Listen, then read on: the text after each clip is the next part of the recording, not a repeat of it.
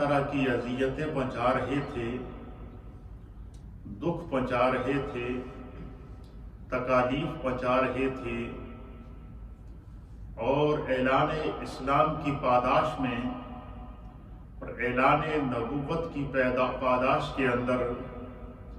آپ کے ساتھ سماجی مقاطعہ کر رہے تھے، آپ کو طرح طرح کی اذیتیں اور دکھ پہنچائے جا رہے تھے، اور آپ اسلام کی خاطر اور اپنے رب کی وحدانیت اور اپنے رب رحمان و رحیم کی خاطر طرح طرح کی اذیتیں برداشت کر رہے تھے۔ تو اللہ نے چاہا کہ اپنے محبوب کی ان اذیتوں کو، ان دکھوں کو کم کرنے کے لیے، اپنے محبوب کی ان اذیتوں اور ان دکھوں کا مداوع کرنے کے لیے اپنے محبوب کو ایسا اعزاز عطا فرمایا جائے جو اس سے پہلے نہ تو نبیوں کو اس طرح کا اعزاز ملا تھا اور نہ ہی تخلیق انسانیت میں کسی انسان کو یہ شرف ملا تھا۔ تو اللہ تعالیٰ نے اپنے پیارے حبیب لبیب نبی رحمت صلی اللہ تعالیٰ علیہ وآلہ وسلم کو معراج کرائی۔ معراج آج کے دور کے اندر ممکن ہے کہ کچھ لوگ اس کے معنی کو سمجھنے میں دشواری یا مشکل سمجھتے ہوں کہ یہ معراج جو لفظ ہے یہ کیا ہے۔ اس کو آسان الفاظ میں یوں سمجھ لیں کہ اللہ تعالیٰ نے اپنے محبوب کو اپنے پاس بلانے کے لیے ایک وزٹ کا اہتمام کیا، اور وہ وزٹ مختلف انداز میں تھا۔ وہ سیر تھی جس کو قرآن نے سیر کہا ہے، جس کو قرآن نے معراج کہا ہے، جس کو قرآن نے اسرا کہا ہے یا اسرا کہا ہے، کہ اپنے محبوب کو سیر کرائی گئی۔ چونکہ مکے والے تو خلاف تھے، خاندان والے بھی خلاف تھے، رشتہ دار بھی خلاف تھے، سرداران قریش بھی خود خلاف تھے، طرح طرح کی اذیتیں پہنچائی جا رہی تھیں۔ ایسے لمحے میں اور ان پرآشوب حالات کے اندر اللہ رب العالمین نے چاہا کہ اپنے محبوب کو ایک ایسی سیر کرائی جائے کہ اس سیر کے اندر زمین کی سیر بھی شامل ہو، آسمانوں کی سیر بھی شامل ہو، سدرہ کی سیر بھی شامل ہو، لامکاں کی سیر بھی شامل ہو، اپنے رب سے ملاقات کی سیر بھی شامل ہو، قرب خدا کی سیر بھی شامل ہو، اللہ تعالیٰ کے حسن مطلق کے دیدار کے خوبصورت مناظر بھی شامل ہوں، اور جنت کے اندر جو اللہ رب العالمین نے اپنے انعامات اور اکرامات کو پیدا کیا ہے وہ بھی محبوب کو دکھائی جائیں، جنت کی بھی محبوب کو سیر کرائی جائے، تاکہ وہ لوگ، وہ کفار، وہ مشرکین جو میرے محبوب کو اعلان نبوت اور اعلان اسلام اور اسلام کی دعوت دینے کے اوپر اذیتیں اور دکھ پہنچا رہے ہیں، ان کو پتہ چل سکے تمہارا کام تو دکھ پہنچانا ہے، لیکن اب رب کریم نے اپنے محبوب کے لیے کس طرح کے سکھ، کس طرح کے چین، کس طرح کی جو ہے وہ خوبصورت اہتمام کیا، اور اتنی پیاری سیر اللہ تعالیٰ نے اپنے محبوب کو کرائی، اتنی پیاری معراج اللہ تعالیٰ نے اپنے محبوب کو کرائی، اتنی عظیم معراج اللہ تعالیٰ نے اپنے محبوب کریم کو کرائی کہ سرکار دو عالم صلی اللہ علیہ وسلم کو جو نظارے دکھائے گئے، اس میں کیا کیا ملاقاتیں ہوئیں، وہ کیسی معراج تھی، وہ کیا تھا، انشاءاللہ اس کی ہم تفصیل بیان کریں گے۔ لیکن اس کا حاصل کلام یہ سمجھ لیجئے کہ جتنا مکے والوں نے میرے مصطفیٰ کو دکھ پہنچائے تھے، جتنے مکے والوں نے میرے مصطفیٰ کو تکالیف پہنچائی تھیں، جتنے مکے والوں نے میرے مصطفیٰ کو اذیتیں پہنچائی تھیں، اللہ تعالیٰ نے ایک شب معراج کو اپنے محبوب کو اعلیٰ قسم کی، عرفہ قسم کی اور ہر اعتبار سے جو ہے وہ انعامات اور اکرامات سے مزین سیر کرا کے محبوب کے دکھوں کا مداوع کر دیا۔ حضور علیہ السلام کو وہ جو اذیتیں پہنچائی جا رہی تھیں، آپ کو اللہ نے جلوہ حق کا وہ نظارہ عطا فرمایا، اللہ نے جنت کا وہ نظارہ عطا فرمایا، اللہ نے آسمانوں کے وہ نظارے عطا فرمائے، اللہ نے زمین کی وہ سیر عطا فرمائی کہ جس کو جب محبوب علیہ السلام وہ معراج کر کر واپس آئے تو آپ کے چہرے کے اوپر، آپ کے دل کے اوپر ایک طمانیت تھی، وہ اللہ تعالیٰ کے حسن مطلق کے جلووں کے ایسے اثرات اور انوار تھے کہ میرے محبوب علیہ السلام نے جو ہے وہ پھر اس کو بیان کیا۔ انشاءاللہ اس کی تفصیل ہم آپ کی خدمت میں بیان کریں گے۔ معراج کی دوسری فضیلت یہ بھی ہے کہ آج ہم جو اہل ایمان روئے زمین کے اوپر موجود ہے، ڈیلی 5 پریئر پڑھتے ہیں، 5 نمازیں جو دن رات میں اللہ تعالیٰ نے ہم پر فرض کی ہیں، اور ہم مسجد میں آ کر جماعت کے ساتھ نمازیں ادا کرتے ہیں، یا گھر کے اندر خواتین 5 وقت کی نمازیں ادا کرتی ہیں۔ یہ شب معراج کو اللہ تعالیٰ نے اس سیر میں اپنے محبوب کی امت کے لیے ایک تحفہ دیا تھا، اور وہ تحفہ نماز کا تحفہ تھا۔ تو شب معراج کو یہاں اور ہم اللہ تعالیٰ کی عبادت کرتے ہیں، جہاں اور ہم اللہ تعالیٰ کے انعامات اور اکرامات کو بیان کرتے ہیں، جس جگہ اور ہم اللہ تعالیٰ کے جو ہے وہ عظمتوں اور رفعتوں کا جو ہے وہ تذکرہ کرتے ہیں، وہاں پر Shab Miraj is the night of the prayer. اور اسی طریقے سے جو 27 رجب کا جو دن ہے وہ day of the daily prayer ہے۔ جس طریقے سے ہم مدر ڈے مناتے ہیں، جس طرح ہم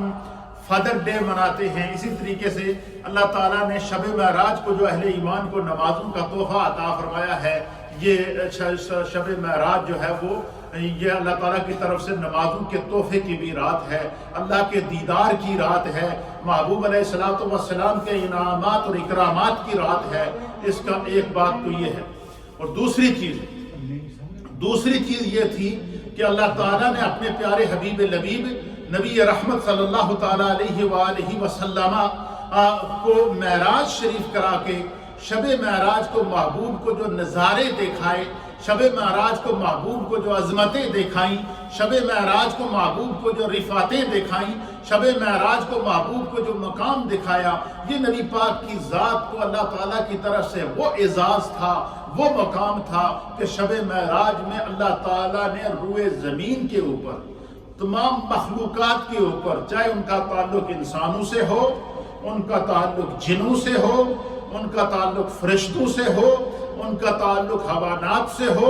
یا ان کا تعلق جمادات سے ہو، یا ان کا تعلق نباتات سے ہو، یا ان کا تعلق حشرات الارض سے ہو، یا ان کا تعلق خداوند قدوس کی ہر وہ مخلوق جس پر مخلوق کا اطلاق ہوتا ہے، اللہ تعالیٰ نے شب معراج کو اپنے محبوب کو اپنے پاس بلا کر گویا اللہ کی طرف سے یہ مقام مصطفیٰ، عظمت مصطفیٰ، رفعت مصطفیٰ کا اعلان تھا۔ خدا دکھانا چاہتا تھا کہ میری مخلوق دیکھ لے کہ جس محبوب کے لیے میرا یہ ارشاد ہے کہ لولا کلمہ خلقت الجن والانس، لولا کلمہ خلقت الافلاک، کہ اس محبوب کو اگر دنیا میں بھیجنا مقصود نہ ہوتا، اس محبوب کو اگر دنیا میں بھیجنا مقصود نہ ہوتا، اس محبوب کی پیدائش اگر دنیا کو بتانا مقصود نہ ہوتی، تو اللہ رب العالمین کی طرف سے یہ اعلان کیا جا رہا ہے کہ گویا کہ آج دنیا والے دیکھ لو کہ جس محبوب کے لیے زمین کو پیدا کیا گیا، جس محبوب کے لیے آسمانوں کو پیدا کیا گیا، جس محبوب کے لیے 7 زمینوں کو پیدا کیا گیا، جس محبوب کے لیے 7 آسمانوں کو پیدا کیا گیا، جس محبوب کے لیے دن اور رات کو پیدا کیا گیا، جس محبوب کے لیے ہفتے کے 7 دن پیدا کیے گئے، جس محبوب کی خاطر اللہ نے پوری کائنات کو پیدا کیا ہے، اس محبوب کو جب رب اپنے پاس ظاہری حیات کے اندر جسمانی اپنے جسم اور روح کے ساتھ، جسمانی آنکھوں کے ساتھ اور اپنے پورے جسم کے ساتھ اس محبوب کو جب اللہ تعالیٰ اپنے پاس بلا رہا ہے تو رب اس محبوب کو کس طرح کا پروٹوکول دے رہا ہے، رب اس محبوب کی عظمت کو کس طرح رب ہو کر دکھا رہا ہے۔ تو اگر اللہ رب ہو کر، اللہ خالق ہو کر، اللہ مالک ہو کر، اللہ ان اللہ علی کل شیء قدیر ہو کر، اللہ خالق کائنات ہو کر اگر اپنے محبوب کے لیے شب معراج کو اس طرح کا اعزاز، ان کو اس طرح کا عزت اور احترام عطا فرماتا ہے، تو پھر کائنات میں سے ہر انسان کو جو محبوب کا امتی ہے اس کے دل کے اندر محبوب کی محبت، حضور علیہ السلام کا مرتبہ، حضور علیہ السلام کی محبت اور حضور علیہ السلام کا مقام کس طرح ہونا چاہیے۔ گویا شب معراج کا جہاں اور پیغام ہے، نبی پاک صلی اللہ تعالیٰ علیہ وسلم کی ذات کو کی کرائی جانے والی معراج کے جہاں اور مقامات ہیں، جہاں اور مسائل ہیں، جہاں اور عظمتیں ہیں، وہاں پر شب معراج کا ایک پیغام یہ بھی ہے کہ شب معراج کو اللہ نے مقام مصطفیٰ دکھایا، اور پیغام امت کے لیے یہ ہے کہ رب ہو کر محبوب کے مقام کو دکھا رہا ہے، تو امتی کے لیے کتنا ضروری ہے کہ وہ حضور کی عزت، احترام اور ناموس رسالت اور ناموس مصطفیٰ کا ہر اعتبار سے اہتمام اور انصرام کر سکے۔ پھر اسی طریقے سے نبی پاک صلی اللہ علیہ وسلم کو جو معراج کرائی گئی، اس معراج کے مختلف حصے، یہ مختلف حصوں میں اس معراج کو ڈیوائیڈ کیا گیا ہے۔ حضور علیہ السلام کو سب سے پہلے اللہ تعالیٰ نے زمینی معراج کرائی۔ کیا کرائی ہے؟ زمینی معراج۔ زمینی معراج سے مراد کہ وزٹ آف دا ارتھ، مشرق، مغرب، شمال اور جنوب، وزٹ آف دا ارتھ، پوری زمین کو اللہ تعالیٰ نے محبوب کے لیے کیا کر دیا؟ بالکل وہ محبوب کو زمینی معراج کرائی گئی۔ پھر اسی طریقے سے پھر زمینی معراج کے بعد پھر اللہ تعالیٰ نے حضور کو آسمانی معراج کرائی۔ آسمانی معراج، پہلے آسمان، دوسرے آسمان، تیسرے، پہلے سے 7ویں آسمان تک، یہ دوسری معراج ہے۔ اور تیسری معراج اللہ نے یہ کرائی کہ سدرۃ المنتہا سے لے کر لامکاں تک یہ معراج کرائی گئی۔ اور چوتھی معراج اللہ تعالیٰ نے جو محبوب کو کرائی ہے وہ اپنے قرب خاص، اپنی ملاقات، اپنا دیدار اور اپنے قرب کو عطا کرنا، اس کو اللہ تعالیٰ نے، تو اس طرح حضور اللہ نبینا علیہ السلام کو جو اللہ تعالیٰ نے معراج کرائی ہے، یہ معراج مختلف حصوں میں ڈیوائیڈ ہے، اور مختلف، اور اللہ تعالیٰ نے ہر حصے، معراج کے ہر حصے کو الگ الگ بیان کیا۔ اور خود نبی پاک صلی اللہ تعالیٰ علیہ وآلہ وسلم نے معراج النبی کے حصے کو، معراج النبی کے مناظر کو، معراج النبی کی سیر کو، معراج النبی میں دیکھنے والے جو اللہ کی قدرت کے کرشمے تھے، اللہ کی قدرت کے نظارے تھے، جنت کی سیر تھی، جہنم کے اندر جو عذاب ہو رہا تھا اس عذاب کو بھی حضور کہتے ہیں میرے رب نے مجھے سامنے سے دکھایا ہے، میں نے اس عذاب کے اندر جہنمیوں کو جلتے ہوئے بھی دیکھا ہے، اور جنت کے اندر موجود جنتیوں کو جو اللہ نے انعامات دیے ہیں، حضور فرماتے ہیں میں ایک ایک جنت، 8 جنتوں میں سے ہر ایک جنت میں گھوم کر اللہ نے مجھے دکھایا کہ آپ کی امت کے لیے میں نے جنت کے یہ نظارے پیدا کیے۔ زمینی معراج کا اعلان اللہ تعالیٰ نے قرآن کے اندر بیان فرمایا۔ اور پھر بڑی مزے کی بات، اتنی بڑی معراج ہے، اتنی بڑی سیر ہے کہ زمین کے اوپر بھی معراج ہو رہی ہے، آسمانوں پر بھی معراج ہو رہی ہے، سدرہ تک معراج ہو رہی ہے، سدرہ سے آگے لامکان تک معراج ہو رہی ہے، لامکان سے آگے قرب خاص میں چلے گئے ہیں، اور یہ سارا اہتمام رات کی تنہائی میں کیا گیا۔ پوری کائنات سو رہی ہے، میرے مصطفیٰ کو معراج کرائی جا رہی ہے، اور پھر اس معراج کو اللہ نے اہتمام کے ساتھ قرآن میں بیان کیوں کیا؟ اس سفر میں محبوب کے ساتھ دنیا سے کوئی نہیں تھا، انسانوں میں سے کوئی نہیں تھا، اس لیے اس سفر کا کوئی کہہ سکتا تھا کہ بھائی یہ تو آپ اس کو کس طرح اس کا کوئی گواہ پیش کریں، تو اللہ رب العالمین نے قرآن حکیم فرقان مجید میں وحی نازل کر کے حضور علیہ السلام کو معراج میں جو مناظر دیکھا ہے اس کو خود بیان کیا۔ اور حضور کو جو زمینی معراج کرائی گئی وہ اس کو اللہ تعالیٰ نے قرآن حکیم فرقان مجید کے پارہ نمبر 15، سورہ کا نام ہے سورہ بنی اسرائیل، اور اس کی پہلی آیت، اس کے اندر اللہ تعالیٰ نے بیان فرمایا یہ حضور کی زمینی معراج ہے۔ پھر نبی پاک صلی اللہ علیہ وسلم کو جو اللہ نے آسمانی معراج کرائی، مسجد اقصی سے پہلے آسمان پر، پھر دوسرے آسمان پر، پھر تیسرے، چوتھے، پانچویں، چھٹے اور ساتویں آسمان پر آسمانی معراج کو اللہ رب العالمین نے سورہ النجم کے اندر بیان فرمایا۔ سورہ النجم کی آیت نمبر 1 سے لے کر آیت نمبر 18 تک مسلسل اللہ تعالیٰ نے آسمانوں کے جو محبوب کو سیر کرائی، پھر قرب خاص جو عطا فرمایا، اللہ تعالیٰ نے اس منظر کو بیان فرمایا۔ اچھا، پھر کیا وجہ ہوئی کہ اللہ تعالیٰ نے جب زمینی معراج کا اعلان کیا تو کس طرح کیا؟ قرآن حکیم فرقان مجید میں اللہ فرماتا ہے سبحان الذی اسری بعبدہ لیلا من المسجد الحرام الی المسجد الاقصی، کہ ہر نقص اور عیب سے پاک ہے وہ ذات۔ سب سے پہلے اللہ تعالیٰ نے اپنی سبوحیت کو بیان کیا۔ ابھی حضور کی معراج کا اعلان نہیں ہو رہا، پہلے اللہ اپنا تعارف کرا رہا ہے کہ میں جو ہوں سبحان ہوں، اور سبحان وہ ہوتا ہے جو ہر نقص سے پاک ہوتا ہے، ہر عیب سے پاک ہوتا ہے، وہ جو قادر مطلق ہوتا ہے، وہ جو ان اللہ علی کل شیء قدیر ہے۔ سب سے پہلے اللہ نے حضور کے سفر معراج کو بیان کرنے سے پہلے اپنا ذکر کیا کہ حضور کو معراج کرانے والی جو ذات ہے وہ تمہارے رب کی ذات ہے۔ اس کا معنی کیا ہے؟ اس کا معنی یہ ہوا کہ اگر آج دنیا میں بڑے بڑے عقل مند آج کے دور میں لوگ پیدا ہوئے ہیں اور اپنی عقل کے گھوڑے کو دوڑا کر کہتے ہیں یہ کیسے ممکن ہے کہ رات کو تھوڑے سے حصے کے اندر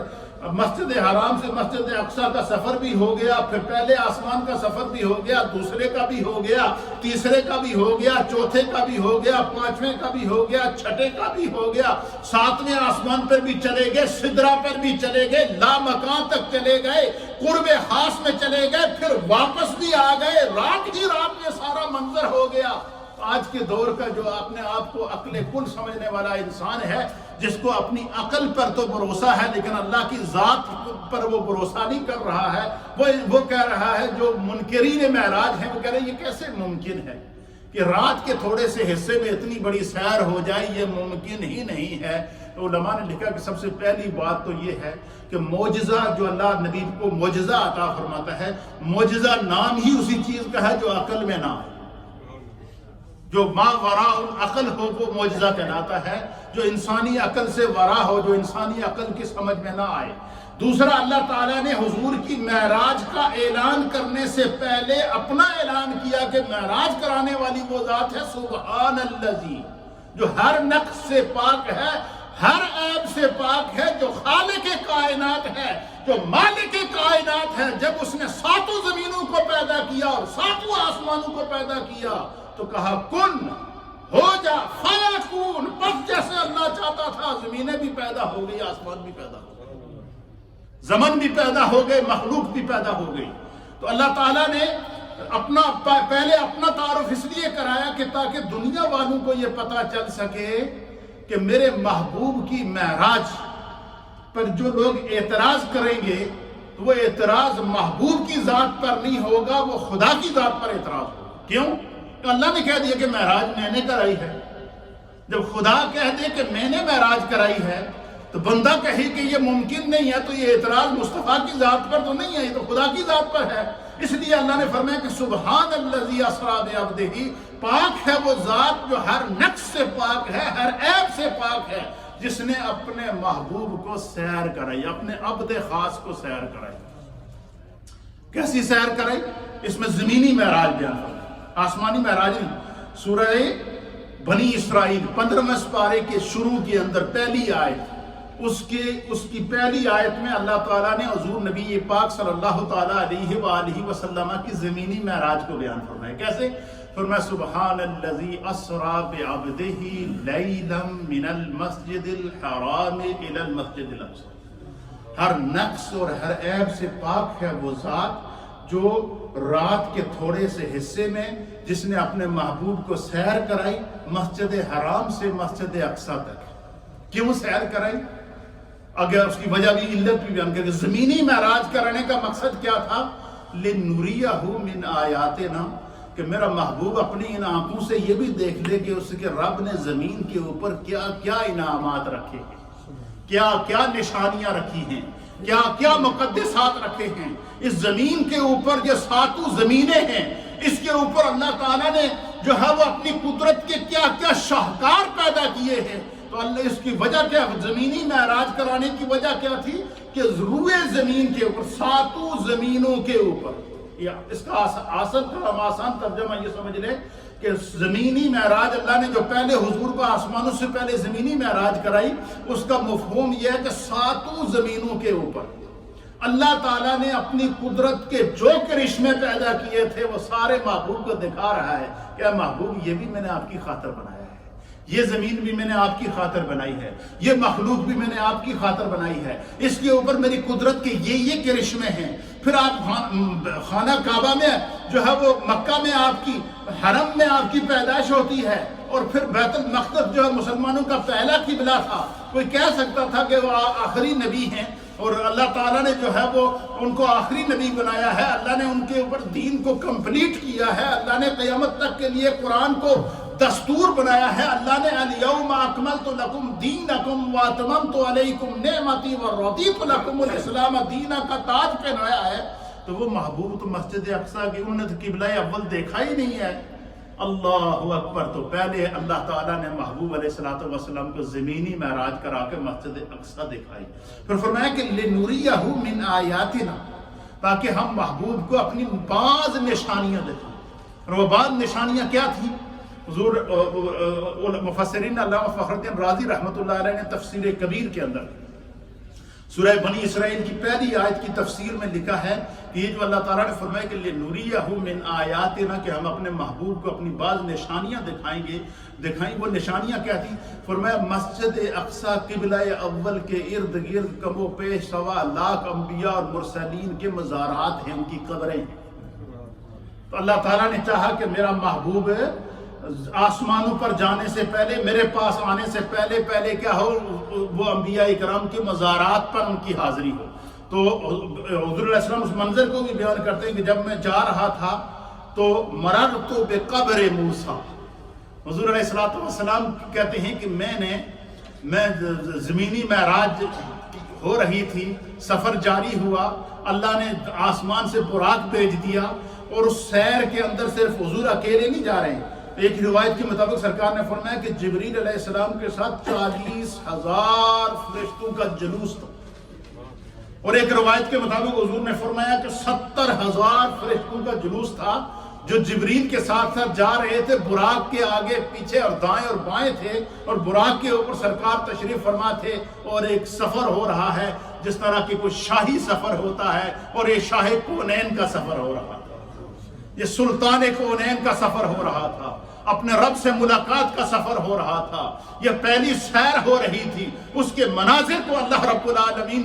کے محبوب نے بیان فرمایا. حضور فرماتے ہیں کہ 70,000 فرشتے یا 40,000 فرشتوں کا جلوس چل رہا تھا، اور حضور جا رہے ہیں مسجد حرام سے مسجد اقصیٰ. اللہ فرماتا ہے کہ جو ہے وہ میں نے اپنے سبحان الذی اسریٰ بعبدہ لیلا من المسجد الحرام الی المسجد الاقصیٰ، کہ محبوب کو مسجد حرام سے مسجد اقصیٰ تک کی جو سیر کرائی. حضور فرماتے ہیں کہ اس سیر کے دوران میں براق پر بیٹھا ہوا تھا، جبریل علیہ السلام نے براق کے رکاب کو پکڑا ہوا تھا، اور جبریل کے گرد 40,000 یا 70,000 یا کم و بیش فرشتے موجود تھے، اور جہاں وہ ان کے فرشتوں کے جلوب میں میں جا رہا تھا. مررت بقبر موسیٰ، جب براق موسیٰ علیہ السلام کی قبر کے پاس سے گزرا تو سرکار دو عالم صلی اللہ علیہ وسلم کہتے ہیں کہ وہاں براق ٹھہر گیا. حضور فرماتے ہیں کہ رأیتو، کہتے ہیں حضور فرماتے ہیں کہ جب میں موسیٰ علیہ السلام کی قبر انور پر پہنچا، جو کہتے ہیں نا کہ آپ انبیاء اکرام کے، اولیاء کاملین کے مزارات پر جاتے ہیں، تو یہ کہاں سے ثابت ہے؟ تو حدیث معراج، نبی پاک کی ذات پر اعتراض کرنے کی ہر چیز کا جواب اللہ نے معراج میں دے دیا، چاہے وہ اعتراض کفار کی طرف سے ہو، چاہے وہ اعتراض منافقین کی طرف سے ہو، یا وہ اعتراض منکرین حدیث کی طرف سے ہو، یا وہ اعتراض منکرین معراج کی طرف سے ہو، یا وہ اعتراض جو نبی پاک کی ذات کو جو ہے وہ انبیاء اکرام کی ازواج کو جو ہے وہ تنقید کا نشانہ بناتے ہیں، ان کی طرف سے ہو. اللہ تعالیٰ نے ہر ایک کا، کوئی بھی نبی کی ذات پر کسی بھی قسم کا اعتراض کرے اس کا جواب آپ کو معراج سے مل جائے گا، کیونکہ معراج کا معجزہ دکھا اللہ نے مقام مصطفیٰ بھی ظاہر کرنا تھا، عظمت مصطفیٰ بھی ظاہر کرنی تھی، اور مصطفیٰ کی طرف آنے والے ہر تیر کا جواب بھی دینا تھا کہ میرا محبوب وہ ہے جو وجہ تخلیق کائنات ہے۔ تو حضور فرماتے ہیں کہ سفر جا رہا تھا، مررت بقبر موسیٰ، ہمارا یہ سفر زمینی معراج ہو رہی ہے، زمینی سیر چل رہی ہے، زمین کی سیر کرتے کرتے بیت المقدس جاتے ہوئے سرکار فرماتے ہیں راستے میں مررت بقبر موسیٰ، موسیٰ علیہ السلام کی قبر سے میرا گزر ہوا۔ کیا ہوا؟ حضور فرماتے ہیں کہ میں موسیٰ علیہ السلام کی قبر پر میں نے غور کیا، میں نے دیکھا، میں نے موسیٰ علیہ السلام کی قبر پر نگاہ کی، میں نے موسیٰ علیہ السلام کی قبر پر توجہ کی، میں نے نگاہ نبوت موسیٰ علیہ السلام کی قبر پر ڈالی۔ تو حضور فرماتے ہیں میں نے بڑا عجیب منظر دیکھا۔ کیا دیکھا؟ کان موسیٰ یصلی فی قبرہ قائما، میں نے دیکھا موسیٰ علیہ السلام اپنی قبر پر دست بستہ کھڑے درود پڑھ رہے تھے۔ صلی یصلو، یصلی اس کا معنی درود پڑھنا بھی ہے، اور بعض نے روایت یہ کی ہے کہ حضور نے فرمایا کہ کان موسیٰ یصلی فی قبرہ قائما، کہ میں نے موسیٰ علیہ السلام کو قبر میں دیکھا کہ وہ نماز پڑھ رہے تھے۔ یصلی کا ایک معنی نماز پڑھنا بھی ہے، لیکن امام اہل سنت مجدد دین و ملت پروانہ عشق مصطفیٰ، عاشق کی اپنی تشریح ہوتی ہے، عاشق کی اپنی تفسیر ہوتی ہے۔ اعلیٰ حضرت امام اہل سنت امام احمد رضا محدث بریلوی جب اس حدیث کی تشریح کرتے ہیں تو آپ فرماتے ہیں کہ یہ جو حضور نے فرمایا کہ مررت بقبر موسیٰ، کہ میں موسیٰ علیہ السلام کی قبر سے جب گزرا تو میں نے دیکھا کہ کان موسیٰ یصلی فی قبرہ قائما، کہ موسیٰ علیہ السلام اپنی قبر میں کھڑے ہو کر درود و سلام پڑھ رہے تھے۔ آپ فرماتے ہیں کہ بعض لوگوں نے اس کا ترجمہ یہ کیا کہ موسیٰ علیہ السلام اپنی قبر میں کھڑے نماز پڑھ رہے تھے۔ آپ فرماتے ہیں کہ ہو سکتا ہے اگر نماز پڑھ رہے ہوں تو اس میں بھی کوئی وہ نہیں ہے، لیکن کہتے ہیں کہ امام احمد رضا کا عشق و محبت یہ کہہ رہا ہے کہ وہ نماز پڑھنے کا موقع ہی نہیں تھا، وہ تو مصطفیٰ کے استقبال کا موقع تھا۔ پھر اعلیٰ حضرت ساری تشریح کرنے کے بعد کہتے ہیں یصلی کا ایک معنی درود بھی ہے، کہ اللہ تعالیٰ فرماتا ہے کہ ان اللہ و ملائکتہ یصلون علی النبی، کہ بے شک اللہ تعالیٰ اور اس کے فرشتے نبی پر کیا کرتے ہیں؟ درود بھیجتے ہیں۔ تو فرماتے ہیں کہ وہ تو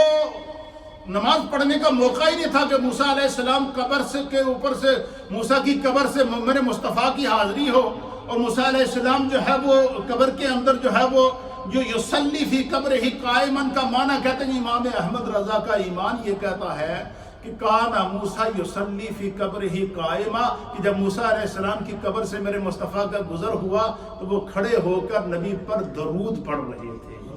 پھر اعلیٰ حضرت کہتے ہیں میرا وجدان کہتا ہے کہ موسیٰ علیہ السلام پڑھ رہے ہوں گے کان موسیٰ یصلی فی قبرہ قائما، کہ مصطفیٰ جان رحمت پہ لاکھوں سلام، شمع بزم ہدایت پہ لاکھوں سلام، موسیٰ علیہ السلام کی قبر کے اوپر سے۔ پھر حضور فرماتے ہیں کہ ہماری زمینی معراج، زمینی سفر جاری تھا، تو براق کا ایک ایسے مقام سے گزر ہوا تو اس مقام کے اوپر جبریل علیہ السلام نے براق کو حکم دیا کہ رک جا۔ کیا کر دا؟ یہ ابھی زمینی معراج چل رہی ہے، ابھی حضور مسجد اقصیٰ نہیں پہنچے، یہ راستے میں ہے۔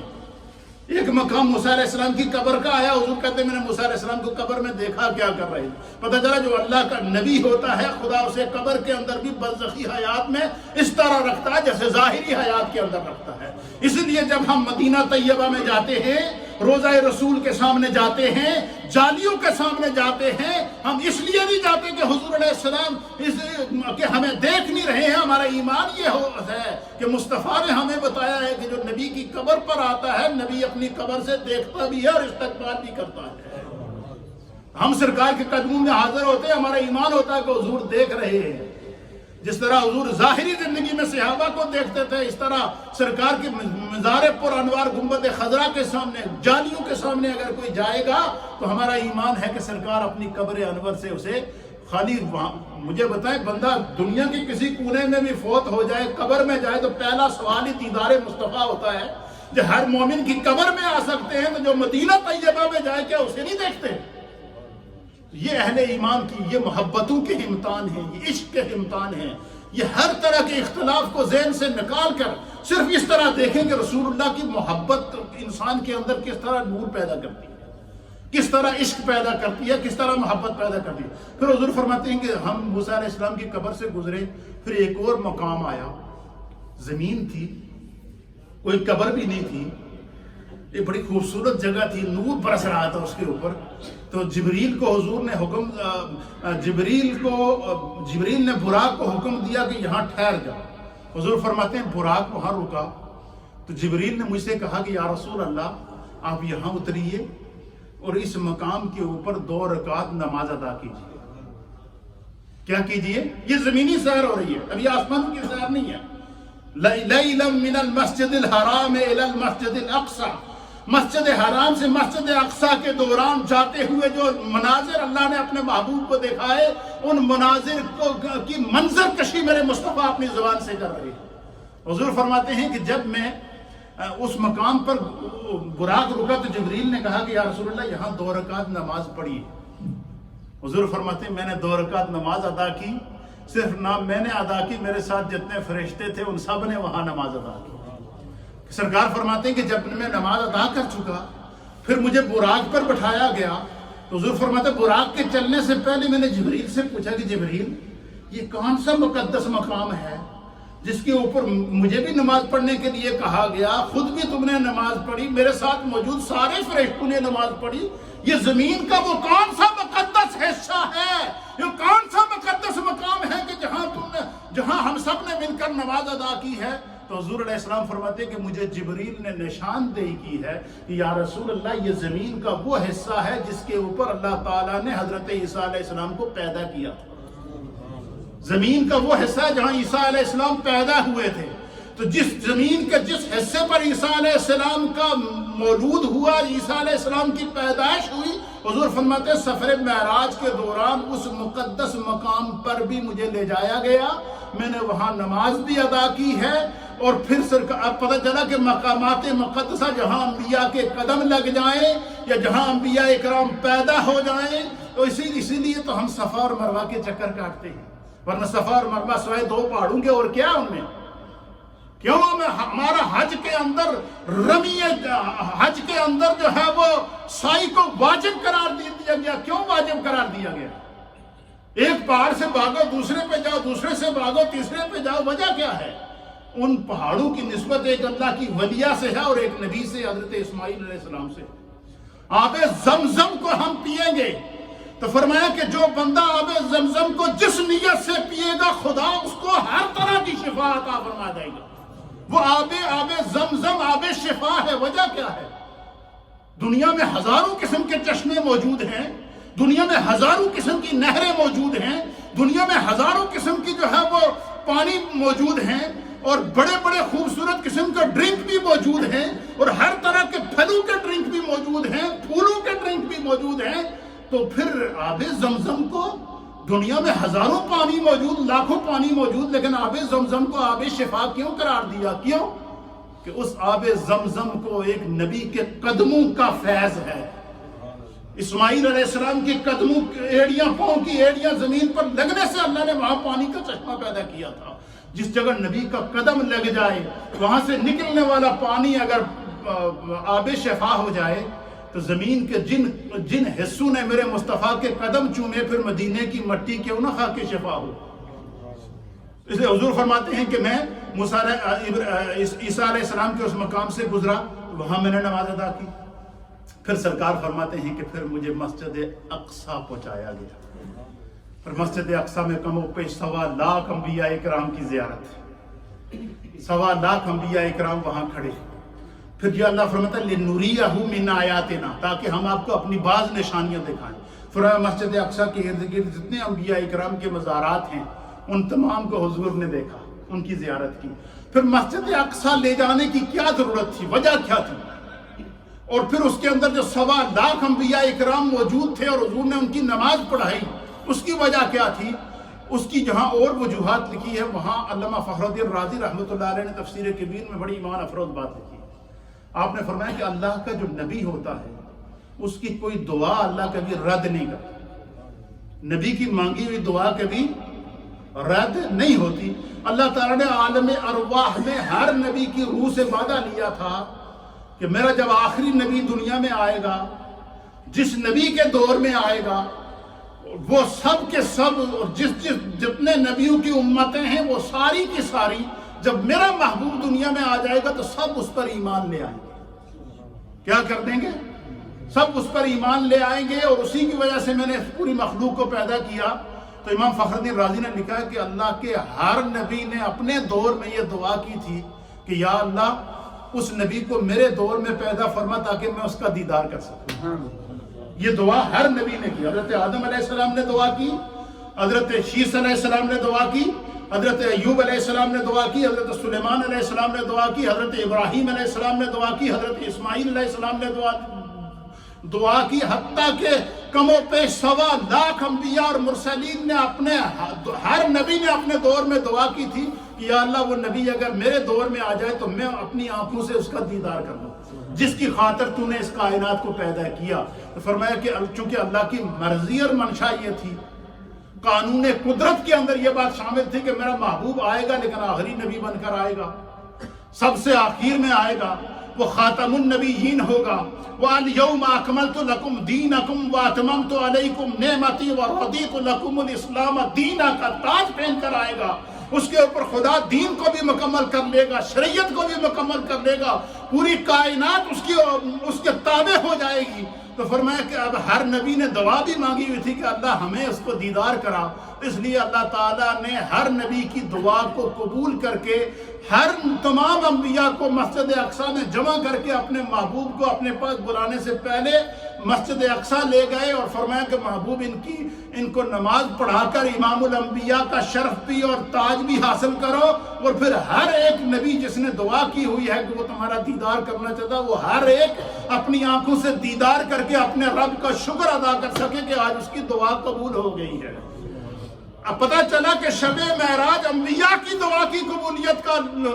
کی رات ہے، تو جس رات کو اللہ نے انبیاء کی دعاؤں کو قبول کیا، جس رات کو اللہ نے مصطفیٰ کی دعاؤں کو قبول کیا، وہ شب معراج امت کے لیے بھی بابرکت شب ہے، دعاؤں کی قبولیت کی شب ہے، استغفار کی شب ہے۔ اور یہ جو شب معراج آنے والی ہے، اس شب معراج کو جاگ کر عبادت کر کے استغفار کر کے دعا کریں۔ اور پھر دیکھیں ہم سستیاں کرتے ہیں۔ آخری بات تو بڑا لمبا ٹاپک ہے، انشاءاللہ اس کو میں مختلف حصوں میں تقسیم کر کے کروں گا۔ یہ تو سمندر ہے، سمندر میں غوطہ لگاؤ تو آپ کو پتہ ہی نہیں چلتا، سمندر سے قطرہ کسی نے نکالا تو کیا پتہ چلا۔ یہ تو خالی یہ میں آج تعارف پیش کر رہا ہوں، معراج کا واقعات نہیں پیش کر رہا ہوں، صرف تعارف۔ آج کا دور مشکل دور ہے۔ دیکھیں ہم لوگ پورا سال سستیاں کرتے ہیں، نمازیں نہیں پڑھتے، جو پڑھ لیتے ہیں لیکن جس طرح ہمیں نماز اہتمام سے پڑھنی چاہیے اس طرح ہمیں نہیں پڑھ رہی۔ شب معراج وہ شب ہے کہ جس شب اللہ تعالیٰ نے اپنے محبوب کو اپنے پاس بلا کر نہ صرف ملاقات کی تھی، حضور سے فرمایا کہ محبوب جب دنیا سے جاؤ گے تو دنیا والے پوچھیں گے اپنے رب سے ملنے گئے تھے، اللہ نے اتنی بڑی سیر کرائی ہے، اللہ نے آپ کی امت کے لیے کیا تحفہ دیا، تو میری رب کی طرف سے امت کے لیے نماز کا تحفہ لے کر جاؤ۔ تو شب معراج یہ اللہ کی طرف سے ہمیں نماز جو ڈیلی 5 پریئر پڑھتے ہیں یہ اللہ کی طرف سے تحفے میں ملی ہے۔ اسی طریقے سے 27 رجب المرجب کا جو دن ہے یہ day of the daily 5 prayer ہے۔ تو پورا سال اگر ہم سے سستیاں ہو گئی تو ہمیں اس شب کو جہاں اور عبادت کرنی چاہیے وہاں اللہ سے عہد کرنا چاہیے کہ آئندہ ہم نماز نہیں چھوڑیں گے، ہم 5 وقت کی نماز کی پابندی کریں گے۔ اللہ تعالی ہمیں مقام مصطفیٰ اور عظمت مصطفیٰ کو سمجھنے کی توفیق عطا فرمائے۔